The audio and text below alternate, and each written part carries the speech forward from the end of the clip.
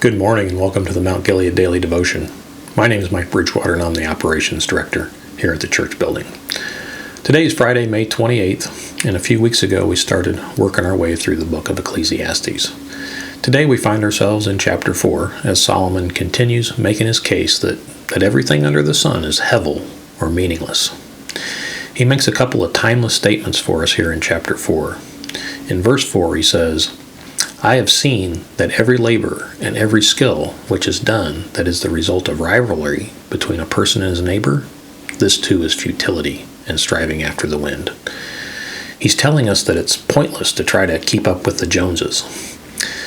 The Apostle John takes it even a step further in 1 John 2:15 and 16, where he says, Do not love the world or the things of this world. If anyone loves the world, the love of the Father is not in him. For all that is in the world, the desires of the flesh, and the desires of the eyes, and the pride of life, is not from the Father, but is from the world. This is a difficult teaching for us now. We live in the world 24 hours a day, 7 days a week. Sometimes that desire to have the latest, newest thing can become consuming.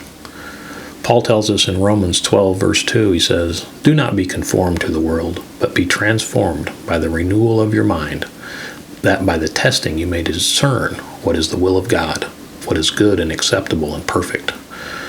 What Paul is talking about is not a one-time event.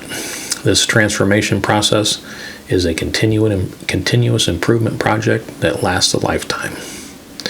The second verse I want to look at is number 8. It says, There was a man without a dependent, having neither a son nor a brother, yet there was no end to all his labor. Indeed, his eyes were not satisfied with riches, and he never asked, And for whom do I labor and deprive myself of pleasure? This too is futility, and it is an unhappy task. He's saying, don't be a Scrooge. In fact, he calls it an unhappy task. You have to work at it to be a Scrooge, and in the end, the fruit of your labor is going to be unhappiness. Why would anyone do that? We learned a few weeks ago from the writer of Hebrews in chapter 13, verse 5, where it says, Keep your life free from the love of money, and be content with what you have, for he has said, I will never leave you, nor will I forsake you.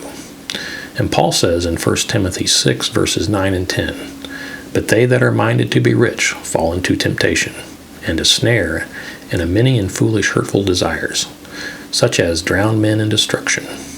For the love of money is a root of all kinds of evil, which some, reaching after, have been led astray from the faith, and have pierced themselves through with many sorrows.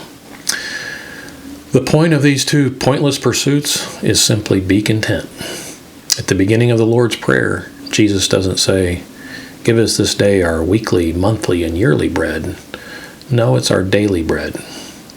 Paul writes to the Philippians in chapter 4, Not that I am speaking of being in need, for I have learned in whatever situation I am to be content. I know how to be brought low, and I know how to abound. In any and every circumstance, I have learned the secret of facing plenty and hunger, abundance and need. I can do all things through him who strengthens me. It looks like we're in for some beautiful weather this holiday weekend. We'll be continuing for our Love of Family series this Sunday, and I hope to see you here in the building at either 9 o'clock or 10:30. If you can't make it to the building, check out the live stream. Have a great and safe holiday weekend. Bye-bye.